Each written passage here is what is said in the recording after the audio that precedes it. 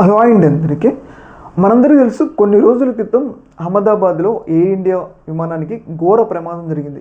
ఈ విమాన ప్రమాదంలో దాదాపు 275 మంది మరణించారు. 275 మంది మరణించారంటే ఎంత పెద్ద ప్రమాదం మనం అర్థం చేసుకోవచ్చు. అయితే ఇంత పెద్ద ప్రమాదానికి కారణం ఏంటి, ఎక్కడ తప్పు జరిగింది అన్న ఆసక్తి అనేది ప్రతి ఒక్కరిలో నెలకొని ఉందన్నమాట. అయితే ఈ సందర్భంగా ఈ విమాన ప్రమాదం మీద ఇన్వెస్టిగేషన్ చేస్తున్న ఏఏఐబి అండి. ఏఏఐబి ఫుల్ ఫామ్ వచ్చేసి ఎయిర్ యాక్సిడెంటల్ ఇన్వెస్టిగేషన్ బ్రాంచ్ అనమాట. ప్రపంచవ్యాప్తంగా ఎక్కడ విమాన ప్రమాదం జరిగినా కానీ వాళ్ళు కొన్ని స్టాండర్డ్స్ ప్రకారం ఇన్వెస్టిగేషన్ అయితే చేస్తూ ఉంటారు.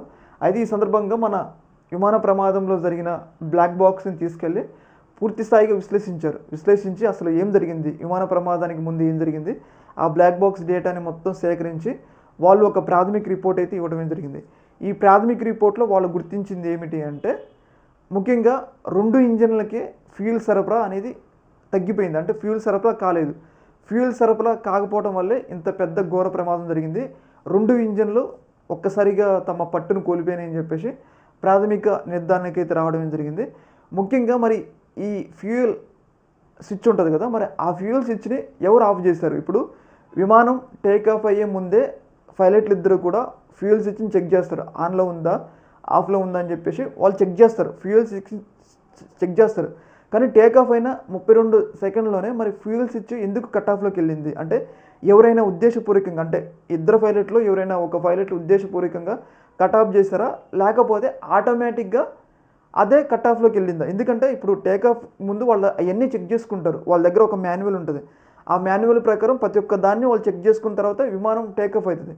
మరి టేక్ ఆఫ్ తీసుకునేటప్పుడు మంచిగానే టేక్ ఆఫ్ అయింది, ఫ్యూయల్ ఇంజన్లకు బాగానే అందింది. కానీ కొద్దిసేపట్లోనే మరి ఫ్యూయల్ స్విచ్ రన్ నుంచి కట్ ఆఫ్లోకి ఎందుకు పడ్డది అనేది ఇక్కడ తెలియాల్సి ఉండే. ముఖ్యంగా వాళ్ళు విమాన ప్రమాదానికి కారణం వచ్చేసి విమానంలో ఎలాంటి ప్రమాదం లేదు, చాలా చక్కగా టేక్ ఆఫ్ అయింది. టేక్ ఆఫ్ అయిన తర్వాత గరిష్ట వేగాన్ని అందుకుంది. గరిష్ట వేగాన్ని అందుకున్న తర్వాత ఒక్కసారిగా ఇంజన్లోకి ఫ్యూయల్ లేదు. ఇప్పుడు ఎంత మంచిగా పనిచేసిన ఇంజిన్ అయినా ఫ్యూయల్ కనుక లేకపోయింది అనుకోండి, ఆటోమేటిక్గా ఏమవుతుంది, ఆటోమేటిక్గా విమానాలు ఫెయిల్ అవుతాయి. అంటే విమానాలు థ్రస్ట్ కోల్పోద్ది, అక్కడ ఎగరటానికి అంత ట్రస్ట్ ఉంటుంది కాబట్టి వాళ్ళు క్రాష్ ల్యాండ్ అవుతుంది అనమాట. సేమ్ అక్కడ జరిగింది. అంటే వాళ్ళు గుర్తించిన దాన్ని, ఏఏబి గుర్తించిన దాని ప్రకారం ఏంటి అంటే, ఫ్యూయల్ స్విచ్ ఏదైతే ఉంది కదా అది కట్ ఆఫ్లో ఉంది. మరి ఎవరు చేశారు, ఉద్దేశపూర్వకంగా చేశారా, లేకపోతే ఆటోమేటిక్గా అది కట్ ఆఫ్లోకి పడిందా, రన్ నుంచి కట్ ఆఫ్లోకి వెళ్ళింది అనమాట. వాళ్ళు ప్రాథమిక ప్రమాదానికి కారణం ఏంటంటే, ప్రాథమికంగా దీనికి ఈ విషయాన్ని చెప్పారనమాట. విమానంలో మొత్తం ఎక్కడ ప్రమాదం లేదు, ఫ్యూయల్ స్విచ్ అనేది రన్ నుంచి కట్ ఆఫ్లోకి పడిందని మాత్రమే చెప్పారనమాట. మరి దీని మీద ఎవరైనా ఉద్దేశపూర్వకంగా చేశారనే వివరాలు అనేది మనకి కొన్ని రోజుల్లో పూర్తిస్థాయి ఇన్వెస్టిగేషన్ చేసి మనకే తెలియాలి. ఇదనమాట. అంటే ఈ విమాన ప్రమాదానికి ప్రాథమికంగా ఫ్యూయల్ స్విచ్ వల్లే జరిగింది. విమానాలు ఇంజన్ల ఫెయిల్యూర్లు థ్రస్ట్ కోల్పోవడం, ఇంజన్లకి ఫ్యూయల్ అందకపోవడమే జరిగిందని చెప్పేసి ఒక ప్రాథమిక నిర్ధారణకి అయితే రావడమే జరిగింది. మరి విచారణ చేయాలి, అంటే అది మాన్యువల్గా పడిందా లేకపోతే ఎవరైనా కావాలని చేసినారా అనేది. ఎందుకంటే విమానం టేక్ ఆఫ్ అయ్యే ముందు వాళ్ళు చెక్ చేసుకుంటారు. చెక్ చేసుకున్నా కానీ అంతలోకి ఎందుకు ఆపరు కదా. సంథింగ్ ఏదో జరిగిందనేది ఇక్కడ కీలకంగా మనకి తెలుస్తూ ఉంది. చూడాలి మరి ఏమని తెలుస్తుంది అని పూర్తి స్థాయి ఇన్వెస్టిగేషన్లో. ప్రాథమిక రిపోర్ట్లు అయితే విమాన ప్రమాదానికి ఇది కారణం అని చెప్పేసి వెల్లడించారు. ఈ యొక్క అంశంలో మీ యొక్క అభిప్రాయాన్ని కింద కామెంట్లో తెలియజేయండి. ఓకే, మరి థ్యాంక్ యూ.